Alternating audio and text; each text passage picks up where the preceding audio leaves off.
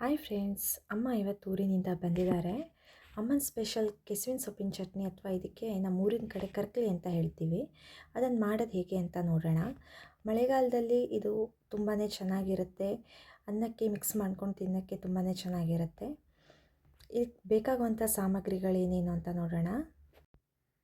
ಮೆಣಸು, ಹುಣಸೆಹಣ್ಣು, ಹಾಗೆ ಓಂಕಾಳು, ಸಾಸಿವೆ, ಉಪ್ಪು ಮತ್ತು ಎಣ್ಣೆ, ಬೆಳ್ಳುಳ್ಳಿ ಮತ್ತು ಕೆಸುವಿನ ಸೊಪ್ಪು. ಕೆಸುವಿನ ಸೊಪ್ಪನ್ನು ಕಟ್ ಮಾಡಿ ಕುಕ್ಕರಲ್ಲಿ ಹಾಕಿಟ್ಕೊಂಡಿದ್ದೀನಿ. ಅದಕ್ಕೆ ನೀರು ಎಷ್ಟು ಬೇಕೋ ಅಷ್ಟನ್ನು ಹಾಕಿ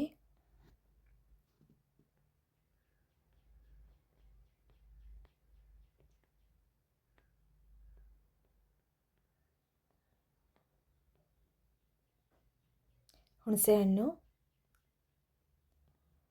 ರುಚಿಗೆ ತಕ್ಕಷ್ಟು ಉಪ್ಪು, ಮೆಣಸು. ನಾವಿಲ್ಲಿ ಸೂಶಿ ಮೆಣಸನ್ನು ತೊಗೊಂಡಿದ್ದೀವಿ, ನೀವು ಯಾವುದನ್ನು ಬೇಕಾದರೂ ಹಾಕ್ಕೋಬೋದು. ಇವಾಗ ಮುಚ್ಚಳನ್ನು ಹಾಕಿ ಒಂದು 3 ವಿಷಿಲ್ನ ಹೊಡೆಸ್ಕೊಳ್ಳಿ. 3 ರಿಂದ 4 ವಿಷಿಲ್ ಹೊಡಿಲಿ. ಇದು ಆರೋಗ್ಯಕ್ಕೆ ತುಂಬಾ ಒಳ್ಳೆಯದು. ವರ್ಷಕ್ಕೆ ಒಂದು ಸರಿ ಆದರೂ ತಿನ್ನಬೇಕು ಅಂತ ಹೇಳ್ತಾರೆ. ನೋಡಿ, ಇವಾಗ ಬೆಂದಿದೆ. ಇದರಿಂದ ಮಿಕ್ಸಿ ಜಾರಿಗೆ ಹಾಕ್ಕೊಳ್ತಾ ಇದ್ದೀನಿ.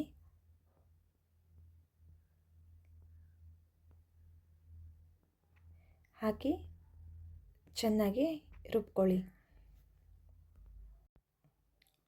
ರುಬ್ಬಿ ತೆಗೆದಿಟ್ಕೊಳ್ಳಿ. ಇವಾಗ ಬೆಳ್ಳುಳ್ಳಿನ ಜಜ್ಕೊಳ್ತಾ ಇದ್ದೀವಿ. ನೋಡಿ,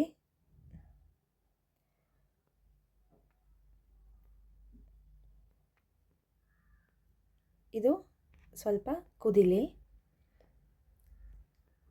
ಪಕ್ಕದಲ್ಲಿ ಇಟ್ಕೊಳ್ಳೋಣ. ಸ್ವಲ್ಪ ಒಗ್ಗರಣೆಗೆ ಎಣ್ಣೆ, ಸಾಸಿವೆ ಕಾಳು, ಓಂಕಾಳು, ಹಾಗೆ ಒಣಮೆಣಸು ಹಾಕಿ ಒಗ್ಗರಣೆ ಮಾಡ್ಕೊಳ್ತಾ ಇದ್ದೀವಿ. ಮತ್ತು ಬೆಳ್ಳುಳ್ಳಿ ಇಷ್ಟನ್ನು ಹಾಕಿ ಒಗ್ಗರಣೆ ಚೆನ್ನಾಗಿ ಮಾಡ್ಕೊಳ್ಳಿ.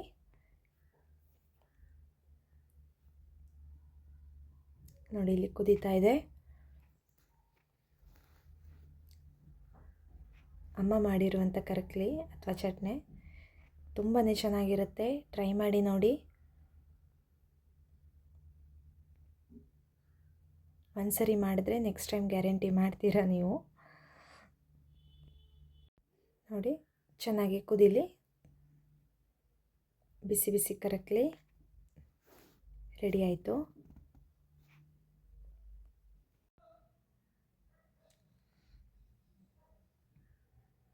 ಮಳೆಗಾಲದ ಸ್ಪೆಷಲ್ ಕರಕಲಿ ರೆಡಿಯಾಗಿದೆ. ಬೆಳ್ಳುಳ್ಳಿ ಘಮ ಹಾಗೆ ಬರ್ತಾ ಇದೆ. ಅನ್ನದ ಜೊತೆ ಮಿಕ್ಸ್ ಮಾಡಿಕೊಂಡು ಊಟ ಮಾಡೋಕ್ಕೆ ತುಂಬಾ ಚೆನ್ನಾಗಿರುತ್ತೆ. ಒಂದ್ಸರಿ ಟ್ರೈ ಮಾಡಿ ನೋಡಿ. ಸಬ್ಸ್ಕ್ರೈಬ್ ಮಾಡೋದನ್ನು ಮರಿಬೇಡಿ. Thank you.